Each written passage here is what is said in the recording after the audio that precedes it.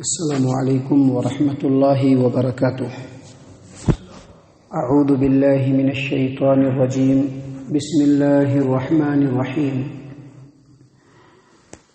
وَإِذْ قَالَ مُوسَى لِقَوْمِهِ إِنَّ اللَّهَ يَأْمُرُكُمْ أَن تَذْبَحُوا بَقَرَةً قَالُوا أَتَتَّخِذُنَا هُزُوًا قَالَ أَعُوذُ بِاللَّهِ أَنْ أَكُونَ مِنَ الْجَاهِلِينَ قالوا ادع لنا ربك يبين لنا ما هي قال إنه يقول إنها بقرة لا فارز ولا بكر عوان بين ذلك فافعلوا ما تؤمرون قالوا ادع لنا ربك يبين لنا ما لونها قال إنه يقول إنها بقرة صفراء فاقع لونها تسر الناظرين قالوا ادع لنا ربك يبين لنا ما هي إن البقرة شابه علينا وَإِنَّا إِن شَاءَ اللَّهُ لَمُهْتَدُونَ قَالَ إِنَّهُ يَقُولُ إِنَّهَا بَقَرَةٌ لَا ذَلُولٌ تُثِيرُ الْأَرْضَ وَلَا تَسْقِي الْحَرْثَ مُسَلَّمَةٌ لَا شِيَةَ فِيهَا قَالُوا الْآنَ جِئْتَ بِالْحَقِّ فَذَبَحُوهَا وَمَا كَادُوا يَفْعَلُونَ وَإِذْ قَتَلْتُمْ نَفْسًا فَادَّارَأْتُمْ فِيهَا وَاللَّهُ مُخْرِجٌ مَا كُنتُمْ تَكْتُمُونَ فَقُلْنَا اضْرِبُوهُ بِبَعْضِهَا كَذَلِكَ يُحْيِي اللَّهُ الْمَوْتَى وَيُرِيكُمْ آيَاتِهِ لَعَلَّكُمْ تَعْقِلُونَ۔ محترم سامعین کرام، سورۃ البقرہ سورہ نمبر 2، اسی سورت سے ابھی آپ کے سامنے آیت نمبر 67 سے لے کر کے آیت نمبر 72 تک، یعنی 60 پر 7 نمبر کی آیت کریمہ سے لے کر کے 70 پر 2 نمبر کی آیت کریمہ تک آپ کے سامنے تلاوت کی گئی۔ ان آیات میں بھی اللہ تبارک و تعالیٰ نے بنی اسرائیل کا ذکر کیا ہے، یہودیوں کا ذکر کیا ہے، ان کے اوپر جو اللہ تبارک و تعالیٰ نے نعمت کیا، احسان کیا، فضل و کرم کیا، اس کا ذکر کیا ہے، اور اس کے بدلے میں ان لوگوں نے جو اپنے نبی کے حکم کی مخالفت کی اور اللہ تبارک و تعالیٰ کے حکموں کے اگینسٹ کیا، اللہ تبارک و تعالیٰ نے ان باتوں کا یہاں پہ تذکرہ کیا ہے۔ اللہ تبارک و تعالیٰ فرماتے ہیں کہ اس وقت کو یاد کرو، وَإِذْ قَالَ مُوسَىٰ، اس وقت کو یاد کرو جب موسیٰ نے کہا لِقَوْمِهِ، اپنی قوم سے، جب موسیٰ علیہ السلام نے اپنی قوم سے کہا ان اللہ یأمرکم ان تذبحوا بقرہ، بے شک اللہ تبارک و تعالیٰ تم کو ایک گائے ذبح کرنے کا حکم دیتا ہے۔ قالوا، تو ان لوگوں نے کہا کہ اتتخذنا ہزوا، اے موسیٰ علیہ السلام کیا آپ ہم سے مذاق کر رہے ہیں؟ قال، موسیٰ علیہ السلام نے کہا اعوذ باللہ ان اکون من الجاہلین، میں اللہ تبارک و تعالیٰ کی پناہ چاہتا ہوں اس بات سے کہ میں جاہلوں میں سے، نادانوں میں سے ہو جاؤں۔ معزز سامعین کرام، اس آیت کریمہ میں اللہ تبارک و تعالیٰ نے بنی اسرائیل کو، مدینے کے یہودیوں کو یہ بتلایا ہے، ان کو یہ یاد دلایا ہے کہ دیکھو اللہ تبارک و تعالیٰ نے تمہارے اوپر کیسا احسان کیا کہ تم کو ایک گائے ذبح کرنے کا حکم دیا، کہ تمہارے سماج و معاشرے میں جو ایک قتل ہو گیا تھا اس قتل کا پتہ لگانے کے لیے اللہ نے گائے کو ذبح کرنے کا حکم دیا۔ امام ابن ابی حاتم نے اپنی تفسیر ابن ابی حاتم کے اندر عبیدہ سلمانی سے روایت کیا، اور یہی روایت سنن ابی داؤد کتاب الدیات میں بھی ہے، اور یہی روایت سنن جامع ترمذی کتاب الفرائض کے اندر بھی ہے، اور سنن ابن ماجہ کے اندر بھی ہے کہ بنی اسرائیل میں ایک شخص تھا جو بڑا ہی مالدار تھا، لیکن اس کو اولاد نہیں تھا، اس کے بھتیجے تھے، اور چونکہ بڑا مالدار تھا تو بھتیجے ہی وارث ہوتے تھے، لیکن بھتیجوں نے کیا کیا کہ ایک رات اس مالدار چچا کو قتل کر دیا ہے، اور اس کے لاش کو اٹھایا، اور لاش کو اٹھا کر کے اپنے ہی رشتہ داروں میں سے ایک آدمی کے دروازے پر پھینک دیا تاکہ الزام اس کے اوپر لگ جائے۔ جب صبح ہوئی، لوگوں نے لاش کو دیکھا تو بھتیجے نے اسی کی طرف الزام لگا بھی دیا کہ یہی قتل کیا ہوگا ہمارے چچا کو۔ اب معاملہ ذرا سا اختلاف کا ہو گیا، کچھ لوگ اس آدمی کے فیور میں بھی بولنے لگے کہ بھائی لاش دروازے پر دکھی ہے، کوئی اس کو قتل کرتے تو نہیں دیکھا ہے، پھر کیسے الزام لگایا؟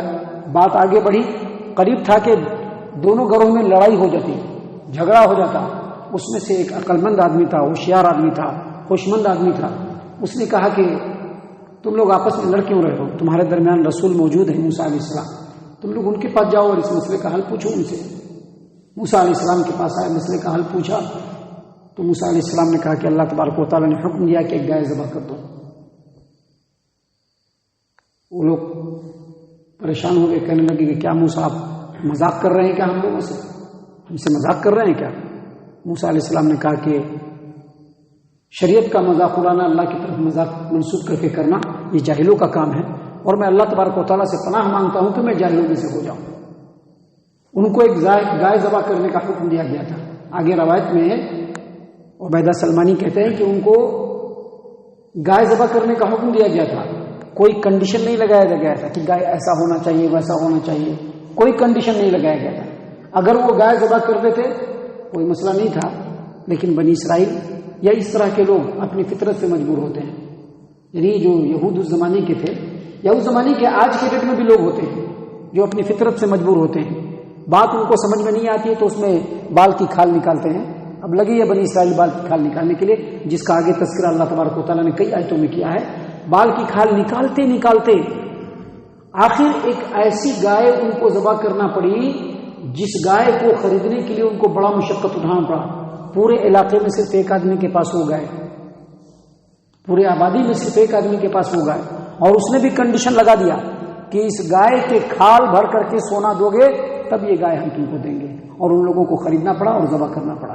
دیکھیے آگے اللہ تبارک و تعالیٰ نے اس بات کو خود بیان کیا ہے. اللہ تبارک و تعالیٰ نے بیان کیا، قالوا، ان لوگوں نے کہا، ادع لنا ربک یبین لنا ما ہی. اے موسیٰ علیہ السلام، گائے ذبح کرنے کا تو حکم دے دیا ہے، لیکن اب اپنے رب سے پوچھیے کہ گائے کیسی ہونی چاہیے. حالانکہ اللہ کی طرف سے کچھ بھی نہیں تھا، لیکن کیا کرے انسان، اور انسانوں میں سے بعض اپنی فطرت سے مجبور. انہوں نے فوراً جو ہے سوال کر دیا کہ اے موسیٰ، اپنے رب سے ذرا دعا کر کے پتہ کیجئے کہ وہ گائے جو ہے وہ کس قسم کی ہونی چاہیے، کیسی ہونی چاہیے. قال، تو موسیٰ علیہ السلام نے کہا کہ اللہ تبارک و تعالیٰ نے فرمایا ہے، انہ یقول انہا بقرۃ لا فارض ولا بکر عوان بین ذلک ففعلوا ما تؤمرون. کہا کہ اللہ تبارک و تعالیٰ نے کہا ہے کہ گائے بہت بوڑھی نہیں ہونی چاہیے اور بہت بچی بھی نہیں ہونی چاہیے، کہ سانڈ اس کو چھوا بھی نہیں ہو، بوڑھی بھی نہیں ہو، بچی بھی نہیں ہو، نہ کم عمر کی ہو نہ زیادہ عمر کی ہو. عوان بین ذلک، بالکل درمیان کی ہو، یعنی نوجوان ہو، ایک دم جوان ہو، اور ایسی عمر میں جو ہے گائے بڑی خوبصورت اور بہت ہی زیادہ صحت مند ہوتی ہے. تو کہا کہ ایسی گائے ہونی چاہیے، اور پھر اخیر میں کہا ففعلوا ما تؤمرون، جو حکم دیا جا رہا ہے وہ اس کو کر گزرو. اب اس میں زیادہ بال کی کھال نکالنے کی کوشش مت کرو، زیادہ بال کی کھال نکالنے کی کوشش مت کرو. اس کے بعد اس پر بھی ان کا پیٹ نہیں بڑھا، ان کا دل نہیں اطمینان ہوا. انہوں نے پھر پوچھا، کیوں پوچھ رہے ہیں ایسا اس لیے پوچھ رہے ہیں کہ عمل نہیں کرنا پڑے. اصل میں ایسا ہی مسئلہ ہوتا ہے کہ جو بال کی کھال نکالنے والے ہوتے ہیں ان کو اللہ اور اس کے رسول کی اطاعت و فرمانبرداری کرنا مقصود نہیں ہوتا ہے. ان کا مقصود یہ ہوتا ہے کہ کسی بھی طرح سے بات ختم ہو جائے، کسی بھی طرح سے بات ٹل جائے. ان لوگوں نے پھر سوال کیا، کیا سوال کیا؟ ادع لنا ربک یبین لنا ما لونها. اے موسیٰ علیہ السلام، اللہ تبارک و تعالیٰ سے دعا کر کے پتہ کیجئے کہ گائے کا رنگ کیسا ہونا چاہیے. اب رنگ پر آگے بڑھو. تو موسیٰ علیہ السلام نے کہا انہ یقول انہا بقرۃ صفراء فاقع لونها تسر الناظرین. اللہ تبارک و تعالیٰ فرما رہے ہیں کہ گائے زرد رنگ کی ہونی چاہیے، زرد رنگ کی، اور فاقع لونها، زرد رنگ بالکل گہرا ہونا چاہیے، یعنی ایسا ہو کہ گولڈن ٹائپ کا لگے، اس کے اندر شائننگ ہوتا ہو، گہرے رنگ کا ہونا چاہیے، شوخ رنگ کا ہونا چاہیے.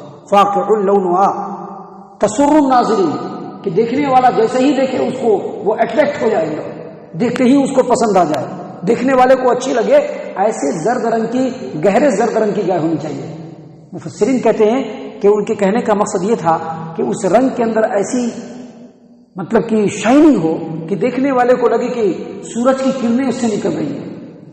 لہذا ایسی گائے ہونی چاہیے اور ایسے ہی گائے ذبح کرنا ہے، ایسے ہی اب گائے کو ڈھونڈ کر کے ذبح کرنا ہے. اللہ تبارک و تعالیٰ نے آگے مزید فرمایا کہ ان لوگوں کا معاملہ یہی پہ بس نہیں ہوا. ان لوگوں نے آگے پھر کہا قالوا ادع لنا ربک یبین لنا ما ہی.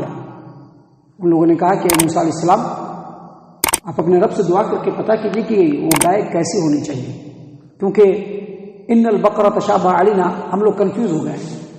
ان البقرۃ تشابہ علینا کا مطلب یہی ہے کہ گائے کے معاملے میں ہم لوگ کنفیوز ہو گئے ہیں. ہم لوگوں کو بالکل شبہ ہو گیا کہ کیسی گائے ہونی چاہیے. اس طرح کی بہت ساری گائے دکھتی ہے، سارے ایک دوسرے سے گڈمڈ ہو رہے ہیں، ہم لوگوں کو کنفیوژن ہو رہا ہے. ذرا بتا دیجئے کہ گائے کیسی ہونی چاہیے. وَإِنَّا إِنْ شَاءَ اللَّهُ لَمُهْتَدُونَ. اور آپ اگر اس کو ڈیٹیل کریں گے تو انشاءاللہ اگر اللہ نے چاہا تو ہم لوگ صحیح گائے تک پہنچ جائیں گے، ہم لوگوں کو صحیح راہ مل جائے گی. تو اللہ تبارک و تعالیٰ نے فرمایا کہ قال موسیٰ علیہ السلام نے کہا انه یقول انها بقرۃ لا ذلول تثیر الارض ولا تسقي الحرث. ٹھیک ہے، جو کنڈیشن بتا دیا گیا ہے، جو صفات بتایا گیا ہے وہ تو رہنا ہی چاہیے. اب گائے کے اندر ایک اور کنڈیشن ہونا چاہیے. کیا کنڈیشن ہونا چاہیے؟ کہ لا ذلول تثیر الارض، کھیتی باڑی کے لیے اس کو ٹرین نہیں کیا گیا، کھیتی باڑی کا کام نہیں لیا گیا اس سے. ولا تسقي الحرث، اور کھیتی میں پانی پلانے کا بھی جو مسئلہ ہوتا ہے وہ بھی کام سے، یعنی کھیتی باڑی کا کوئی بھی کام سے نہیں لیا گیا، بالکل دروازے پر بندی ہوئی ہونی چاہیے. مسلمتن، اس گائے کے اندر کوئی عیب نہیں ہونی چاہیے. لا شیۃ فیہا، کسی طرح کا کوئی داغ دھبا نہیں ہونا چاہیے. جب اتنی ساری باتیں کہہ دی اور اب بنی اسرائیل کو لگا کہ گردن چھوٹنے والی نہیں ہے، تو انہوں نے کیا کہا؟ قالوا الآن جئت بالحق، اب آپ نے بالکل ڈیٹیل کر دیا، اب ہم لوگوں کو سمجھ بات آ گئی. اور لگے ڈھونڈنے کے لیے.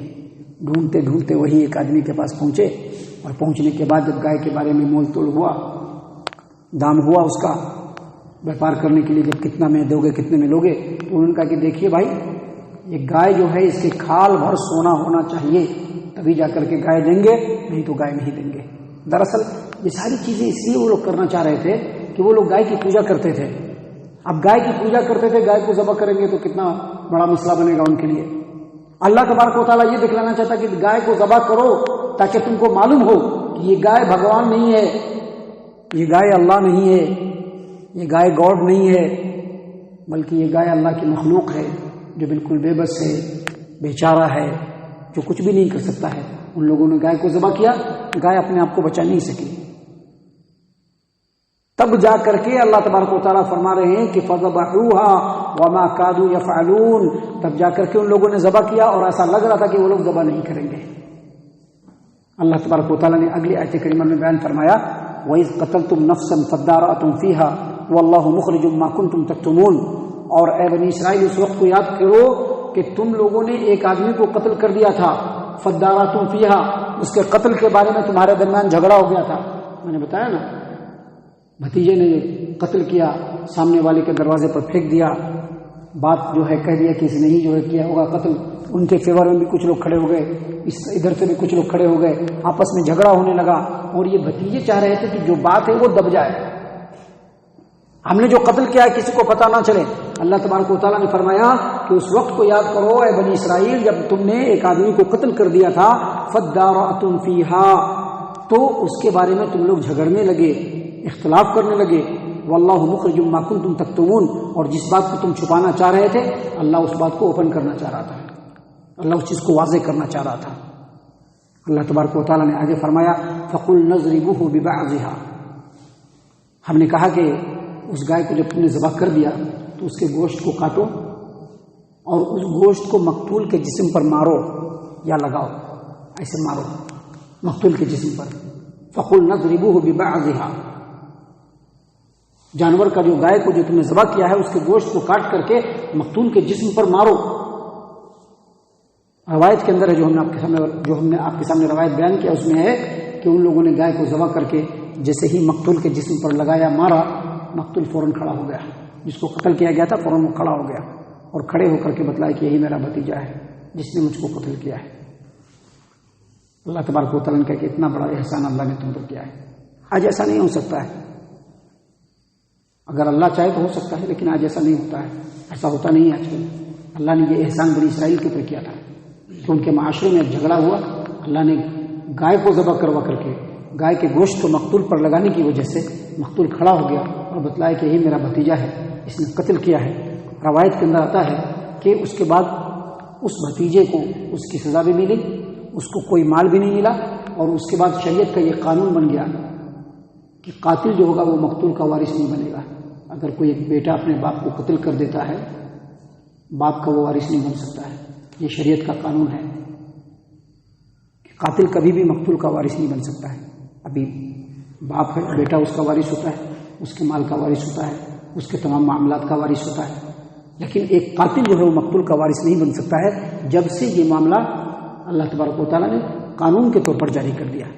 अल्लाह तबारक व तआला ने यहाँ पर फरमाया कि हमने उसको उन लोगों को हुक्म दिया कि तुम गोश्त का, गाय के गोश्त का टुकड़ा उसके जिस्म पे लगाओ, मारो, और वो आदमी जिंदा हो गया.